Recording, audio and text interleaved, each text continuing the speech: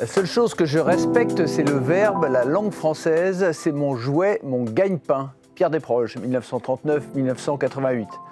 Eh oui, pauvre Pierre, il nous a quittés il y a bien longtemps.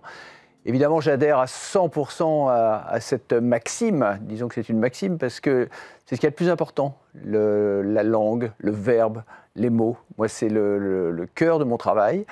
C'est mon gagne-pain aussi. Et c'est donc une partie de mon jouet. J'ai commencé à lire...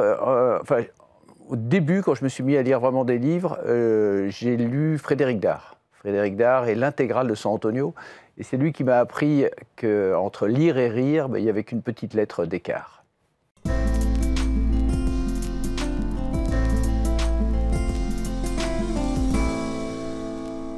Antoine Decaune, bonjour. Ah, ça y est, c'est démarré.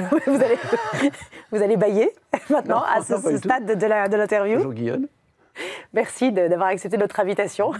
Je voudrais d'abord très rapidement dire qui vous êtes. Rappelez-moi qui je suis.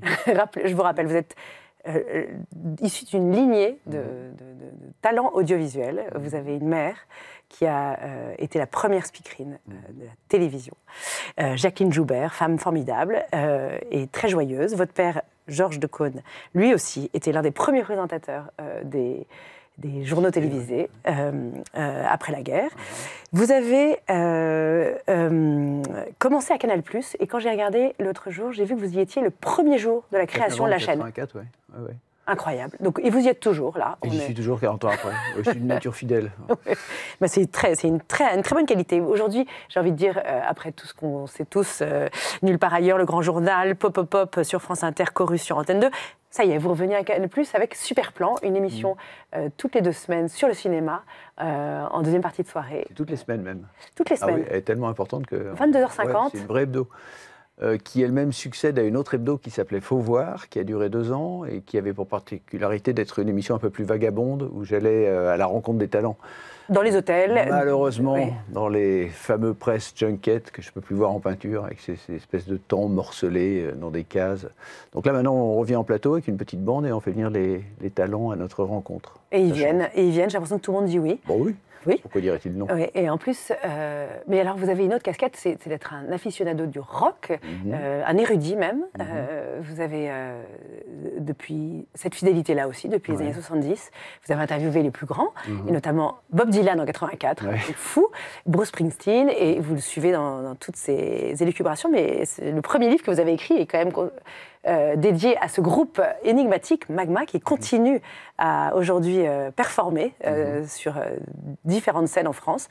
Et vous le suivez, mais votre livre est devenu tellement rare qu'il se vend sur les plateformes secrètes d'initiés pour au moins 200 ou 300 euros. Vous avez suivi un peu Magma jusqu'au bout? Il est rare parce qu'il n'a pas été réimprimé, hein, c'est tout. Oui, mais et aussi il est resté fidèle à ce qu'est Magma aujourd'hui. Oui. Ça reste un groupe complètement rock. C'est un groupe qui n'a rien à voir avec le reste, en fait. C'est un groupe vaguement, on peut coller une étiquette progressive rock, mais c'est pas tout à fait ça non plus. Parce que très inventive.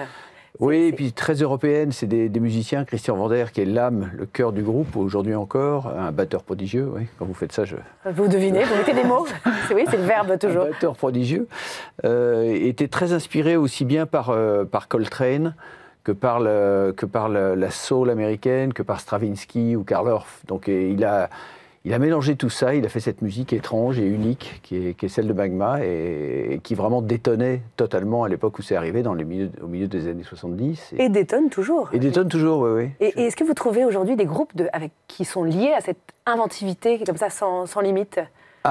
Aujourd'hui, des groupes de jeunes qui... Oui, mais le rock est en train de reprendre du poil de la bête, là.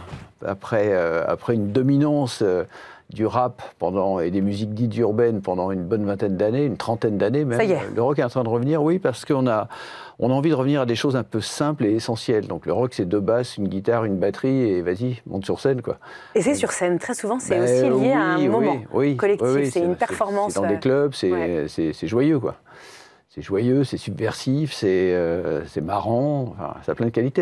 Et ça a aussi des chambres, les rockers. Et vous avez inauguré une exposition complètement inattendue au Bon Marché. Ça, c'est au Bon Marché, un magasin à Paris, dans lequel on rentre dans les univers de 15 grandes figures du rock. On a imaginé un rock motel, parce que les hôtels et les motels, c'est évidemment des carrefours sur la route.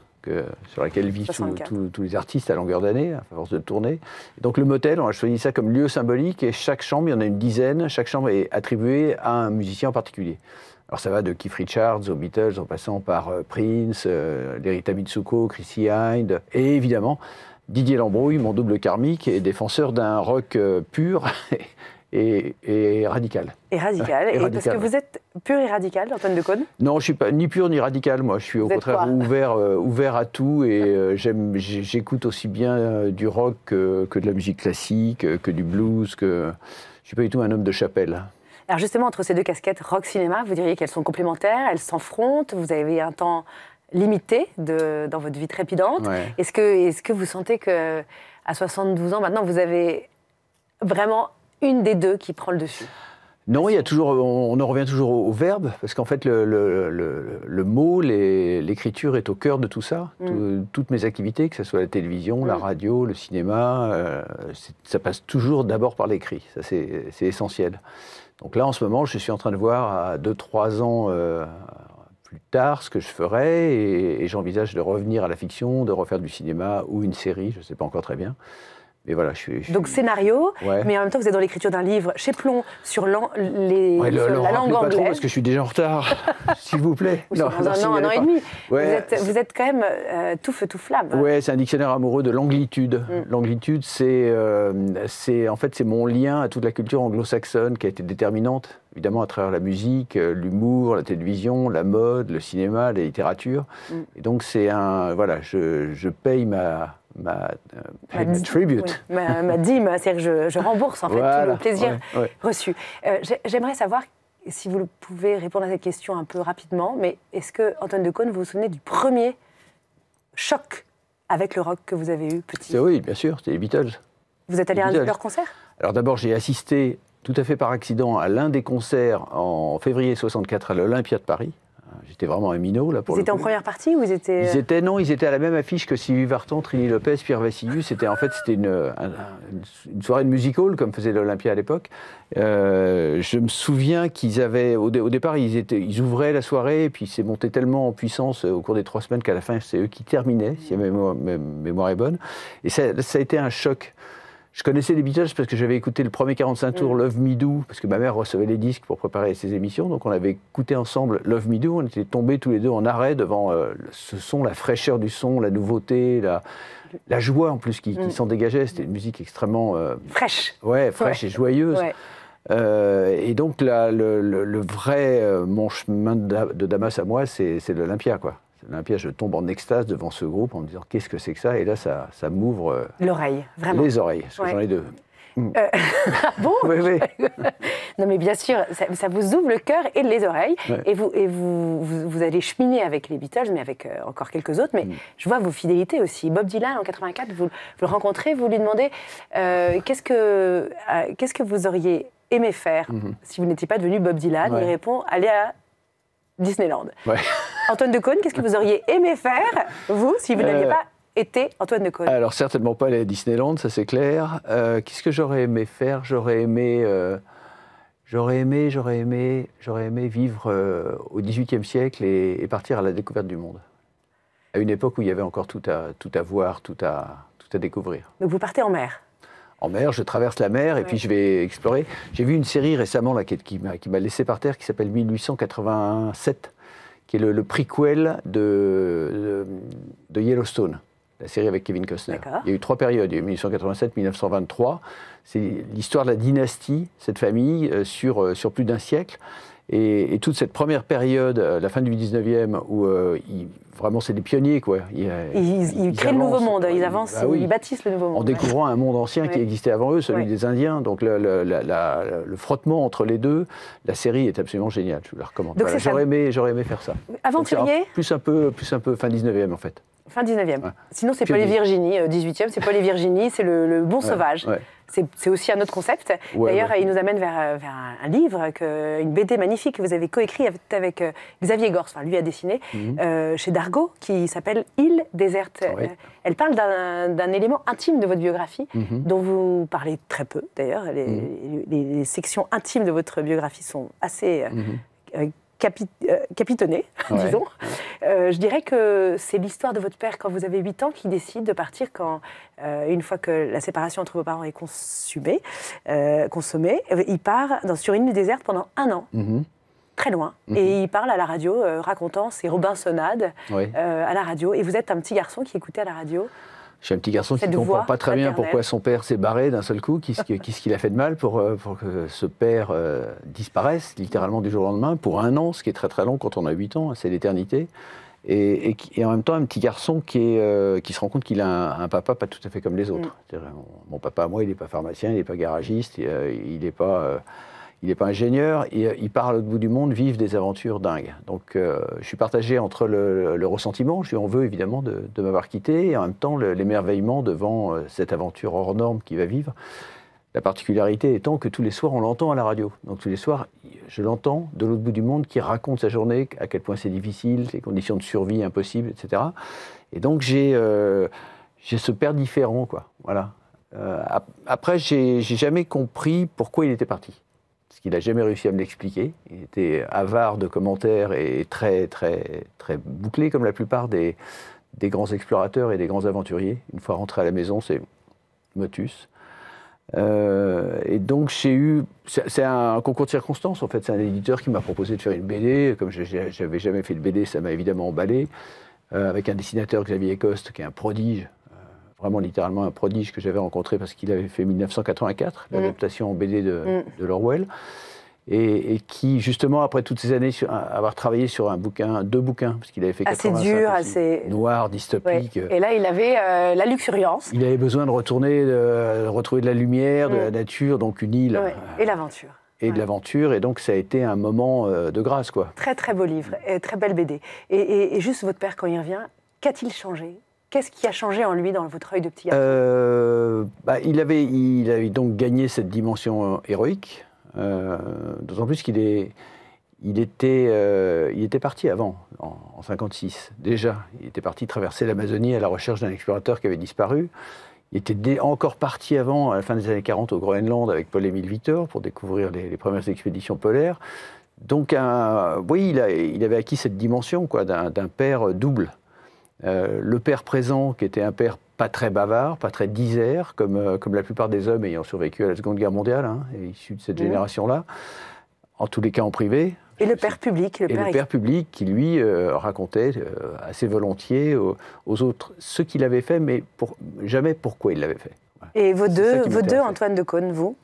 Sont-ils unifiés ? Je ne sais pas. Je ne sais pas. Je crois que c'est assez bien de garder des choses. Quand on est un homme public, quand on fait le genre de métier que je fais, c'est bien de garder un jardin dans lequel personne ne pénètre. Soustrait. Pas secret, mais soustrait au regard. On donne suffisamment de soi en faisant ce travail. Oui, vous donnez beaucoup. Oui. Mais vous sentez qu'il y a ce décalage ou pas entre la personne que vous montrez et celle que vous... Oui, bien sûr. Bien sûr. Et c'est très bien comme ça. Mais c'est très bien comme ça. Ouais. Là, je fais le malin, je suis très bavard et tout. Je peux être extrêmement mélancolique si je me retrouve tout seul dans mon bureau et que j'arrive pas à écrire. Eh bien, on va s'asseoir dans le canapé pour vérifier tout ça. On va vous allonger. Je me demandais.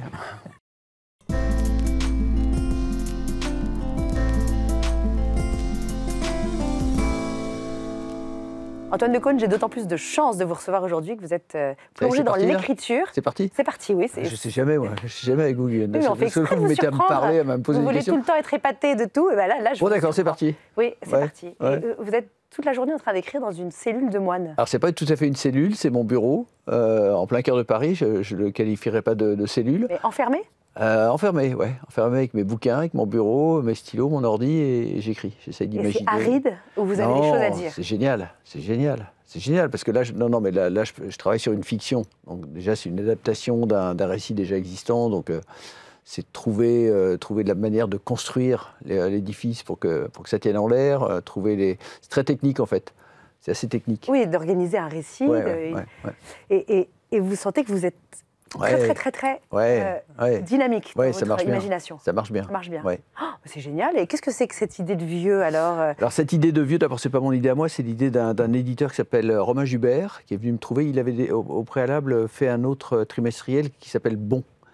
avec Thierry Marx, sur le goût, la gastronomie, etc. Et qui était un très bon journal, que je trouvais très bien fabriqué, et vous marrant. vous êtes dit, là, ça va conjurer quelque chose qui... Non, alors il est venu me voir en me disant, j'ai envie de faire un nouveau trimestriel qui s'appellerait Vieux. Et j'ai adoré le titre. Je trouve que le titre était tellement cash, tellement simple. Et j'aime pas les périphrases, moi. Je m'en satisfais jamais dans la vie. J'aime pas qu'on parle, en l'occurrence, des cartes vermeilles, des matures, des seniors, tout ça. Voilà. Ouais. Et donc en montant ce superbe magazine qui paraît tous les 2 mois et qui en est à son 6e, 3 mois, ouais. et qui en est à son 6e numéro, qu'est-ce que vous faites par rapport à votre propre l'avancée dans le temps de votre... De l'âge? Oui. Ben, pour une fois que je parle de quelque chose que je maîtrise un peu. Vous voyez, c'est déjà pas mal. Arrêtez de... Ah ouais. J'arrête de faire le malin. Et non, mais en fait, c'est très joyeux parce qu'on est parti de l'idée que ça concernait toute deux mêmes générations, nées, les fameux boomers, hein, sur lesquels tout le monde tape en ce moment, qui ont profité, et grassement, c'est vrai, d'un monde à peu près, en tout cas en Europe, ouais, opulent, ouais. Sans guerre, de reconstruction, ouais. Donc avec une culture extraordinaire, toute la culture de l'après-guerre, qu'elle soit musicale, cinématographique, littéraire, enfin il y a un vivier. Et c'est notre terreau commun, à nous tous, les vieux. C'est pour défendre les boomers qui étaient très attaqués? Non, moi je défends personne. Je trouve que ça parle de l'âge, ça parle du temps qui passe, ça parle de la transmission. Mais la transmission, ce qu'on a à transmettre et ce que les générations d'après ont à nous transmettre. Pas rester fermé avec les oreilles bouchées en se disant ça y est. Et d'ailleurs, les contributeurs c'est très joyeux. Dans les pages, dans la maquette, on sent que vous remettez tout ça en musique. En fait, c'est simple parce qu'on vraiment l'a fabriqué comme un fanzine, ce journal. On est 2 avec Romain. On est 2, je sais pas, il y en a un qui s'occupe plus de la rédaction en chef et l'autre de je sais pas quoi. Enfin, on est 2 à le faire. Des idées. Ouais. Et on a établi une liste de contributeurs qui sont toujours les mêmes. Patrice Lecomte, Laurent Chalumeau, Thierry Marx, Olivia Gazalet pour la philo, Clémentine Golzad pour la littérature, Blandine, une de mes sœurs de Cône, qui parle de textes qu'elle remet au goût du jour. Et donc c'est très marrant à faire. Et vous êtes très famille, parce que 40 ans de vie dans le monde de la télé, on sent que vous avez gardé des fidélités aussi très fortes. Je pense à José Garcia, je me dis, continuer à avoir des projets avec lui. C'est un ami, José. Oui. Non, mais ce que je veux dire, c'est qu'on sent que dans ce fanzine, comme vous dites, il y a quand même aussi l'idée de continuer à rire ensemble. Oui, la tribu. La tribu. Il y a une petite tribu au sens large, parce qu'elle est pas restrictive et au contraire, elle s'enrichit à chaque fois de nouveaux membres. Mais par exemple, le dernier, c'est Marie-Claude Pietragala et Michel Larocque, les 2 entretiens, ou bien Isabelle Autissier, l'entretien de Daphné.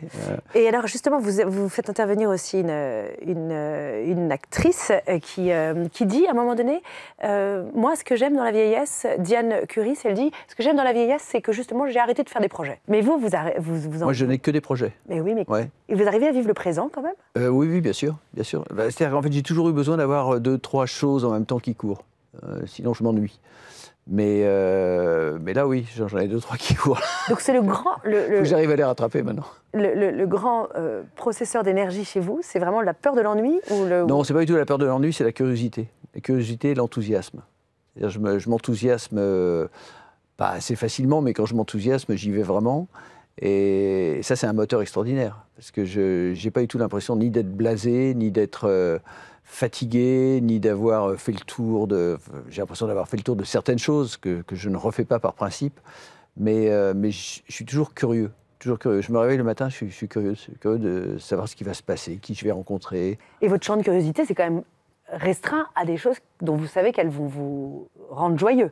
Vous n'êtes pas curieux de tout. Si demain je vous disais, on va développer un savoir-faire sur la poterie céramique et tout ça, ça vous intéresse pas? Ça m'intéresse moins, ça. Moins. Non, ça m'intéresse moins. En revanche, si je vous dis Bruce Springsteen revient à Marseille... Oui, on est dans son direct. Non, mais moi, mon terrain de jeu, je sais, j'ai délimité le terrain depuis le temps. Donc et ça, c'est de l'apanage du temps long, ça, je pense. De savoir qui oui, et puis comme ce qu'on disait tout à l'heure, c'est-à-dire pour moi, il y a l'écriture qui est quand même le socle de tout ça. C'est-à-dire ça passe d'abord par l'écriture.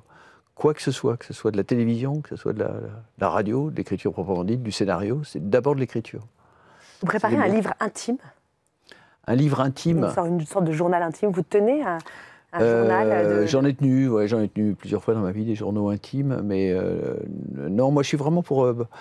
je pense qu'il y a des choses qu'on raconte à l'extérieur et puis il y a des choses qu'on garde pour soi. J'aime bien l'idée que tout n'est pas transparent et qu'on n'est pas là à étaler sur la place publique ces petits bobos. Ça m'agace considérablement, ça. J'aime bien que ça passe par la case fiction, que la fiction transforme ça.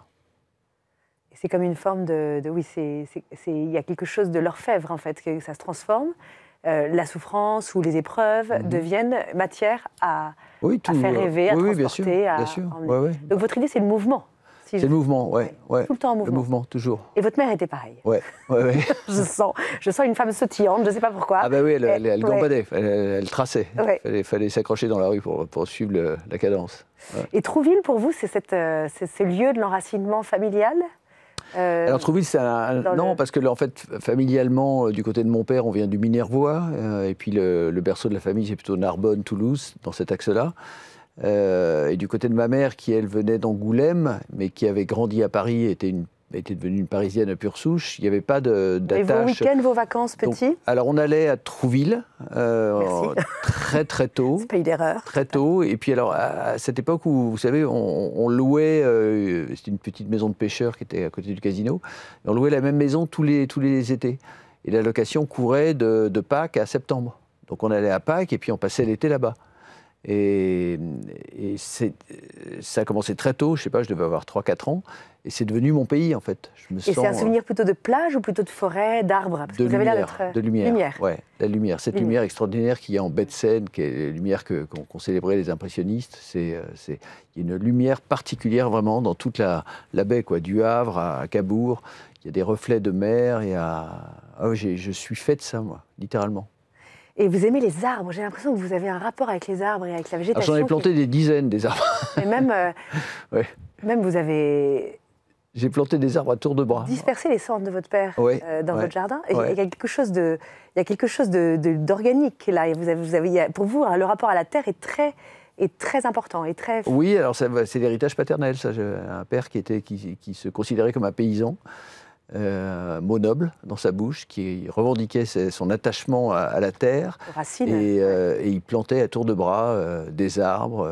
Voilà, j'ai hérité ça de lui. Ouais, j'aime beaucoup alors cette nature, on va appeler ça de la nature, on va appeler ça des... Il avait réussi, lui, il avait acheté une petite maison dans le Loiret, entourée de champs vides, et à sa mort, ces champs étaient devenus des forêts. Il avait tout planté. Littéralement, tout planté. Ah, c'est beau, parce que ça veut dire que c'est aussi le fait d'un homme qui laisse le temps passer après lui. Oui, ça c'est beau. Ouais. Et vous comprenez que pour moi, c'est très très lointain de l'image que j'ai de vous, d'un homme vraiment sur les plateaux télé, extrêmement habile, et vraiment ce côté enraciné, on le voit pas dans votre... Jamais se contenter des apparences, Guyane. Jamais. Mais alors... On ne se résume pas à ce qu'on montre. Non. Mais d'ailleurs, mais en même temps, comme vous montrez beaucoup, je me demande ce qui reste à la part la plus secrète. On brouille les pistes. Est-ce qu'il reste un espace un peu soustrait? Est-ce qu'il reste quelque chose, même tout simplement? Oui, de temps même. Un petit temps pour vous. Oui, vous inquiétez pas. J'ai du temps pour moi. Ouais. Et vous avez ce goût de la transmission aussi. Vous avez 3 enfants, avec 3 femmes différentes, et vous avez 2 petites filles. J'imagine que pour vous, ça c'est précieux, c'est l'enracinement aussi. Oui, c'est précieux, en même temps c'est difficile. Je sais à quel point c'est difficile de transmettre et de bien transmettre. Je le sais parce que moi-même j'ai eu un père qui avait du mal à transmettre, à passer par le verbe, par les mots, pour parler de ses émotions, de l'intime. Donc j'ai aussi hérité ça de lui, mais je fais un gros travail pour m'en guérir. C'est très important en fait de parler. De raconter ce qui vous est arrivé. Et pas seulement ce qui m'est arrivé, mais comprendre aussi qui en est en face de soi et pourquoi il y a ces différences de sensibilité, d'approche de la vie. Non, c'est un chantier sans fin, ça. Et alors vous avez un peu cette excellence de pouvoir interviewer des gens ininterviewables, non pas comme moi aujourd'hui, mais Bruce Springsteen est difficile, Bob Dylan impossible, Robert De Niro, c'est visiblement... Vous avez réussi 2 ou 3 fois, et c'est visiblement un peu le Graal des hommes qui aiment le cinéma comme vous. Qu'est-ce que vous pensez pouvoir leur obtenir d'eux qu'ils n'ont jamais rien donné, donné aux autres? Il faut réussir à les sortir de leur zone de confort. C'est-à-dire que la plupart du temps, quand on les interviewe, c'est parce qu'ils sont là pour un exercice d'interview, parce qu'ils accompagnent la sortie d'un film. Donc le discours est très encadré, codifié, Et c'est pas là qu'ils vont être les meilleurs. Moi, je rêve de faire une interview croisée avec Springsteen et De Niro. Mais pour faire parler de Silencieuse. cinéma... Non, pour faire parler de... Bruce, il est disert, hein, il parle. Avec vous, Oui. parce que vous êtes son ami intime, quand même. Il parle, c'est un loquace. Il est bon en interview. Surtout contre Trump. Ouais. Et il prend la peine de répondre aux questions que vous lui posez, puis vraiment répondre. Quoi. Et donc, interview croisée De Niro, Springsteen. Oui, Springsteen parlant de cinéma et De Niro de musique. Génial. Parce que Springsteen est un cinéphile fou et De Niro adore la musique. Et vous pourriez monter ça? Ouais, bah, j'essaye, ce que je suis en train d'essayer de monter. Et De Niro, pourquoi est-il si taiseux? Parce que lui aussi, il est comme vous, Parce que c'est sa nature, parce que... Qu'est-ce qu'il protège? Parce que ça l'emmerde, je crois. Non, mais... et je le comprends très bien, d'ailleurs, parce que quand vous faites de la promo de quelque chose, vous êtes là pour expliquer pourquoi vous avez fait les choses. Donc, normalement, tout est dans le travail. Et j'ai pas besoin d'un sous-texte sur l'œuvre elle-même. Oui. Enfin, je comprends très bien des acteurs qui, eux, sont dans un personnage et une fois qu'ils ont fait leur travail avec ce personnage, n'ont pas envie d'aller commenter pourquoi ils l'ont fait, et la cuisine interne. Et donc, Robert De Niro, ce serait quoi le point d'entrée pour un homme comme ça? Si vous deviez préparer cette interview là, tout de suite, à toute vitesse. Mais je vous dis la musique. La musique. Et parce donc, qu'est-ce que ça me très important dans sa filmographie. Il aime la musique et il est très ami avec Springsteen, qui lui adore le cinéma. Donc là, il y a un terrain d'entente possible. Il y a une phrase de Springsteen, c'est tiré d'un de ses livres, Born to Run. Vous le traduiriez comment? Nous sommes nés pour courir ou nous sommes nés pour fuir? Nés pour courir. Vous êtes sûr? Courir, oui. Parce que vous avez vu, les mots d'avant sont plutôt vers la fuite. Non, sinon c'est run away. Ça serait born to run away, pour s'enfuir. Oui, mais pour la rime, c'était mieux run. Non, vous ne pensez pas qu'il y a quelque chose de l'ordre de la fuite qui est salvateur? Évidemment qu'il y a quelque chose de l'ordre de la fuite chez Springsteen, mais fuir un quotidien qui est pesant, fuir un monde qui vous enferme. Ce qui m'intéresse, ce qui m'a toujours intéressé avec Bruce, c'est qu'il parle de l'Amérique, mais pas... Et alors, ce qui est intéressant, c'est que c'est une Amérique qui nous touche, nous, petits Européens, alors qu'on est vraiment dans un autre monde, une autre dimension psychique. Mais il parle pas tellement de l'Amérique, il parle du fossé qu'il y a entre l'Amérique, le rêve américain, et l'Amérique réelle. C'est là que ça se passe, c'est ça son sujet. On lui a longtemps reproché de trop parler de voitures, par exemple, dans ses chansons. Mais il ne parle pas des voitures, il parle de ce qui se passe dans les voitures. C'est une nuance, quand même. Et donc, il vient d'un milieu aussi populaire, working class américaine, et voilà. Et auquel il est toujours resté fidèle, d'ailleurs. Et il parle des rêves, il parle de comment on s'échappe, comment on réussit à fuir sa condition et à trouver son bonheur là-dedans. Donc oui, Born to Run, c'est fuir, mais c'est en courant. Merci d'être resté avec nous, de ne pas avoir fui ni couru. J'ai pas bougé. Merci Antoine Decaune pour votre venue. Et je vous propose de revenir très souvent. C'est pas peine de repartir alors. Restez là, vous avez raison. Restons ensemble. Très bonne idée. Merci.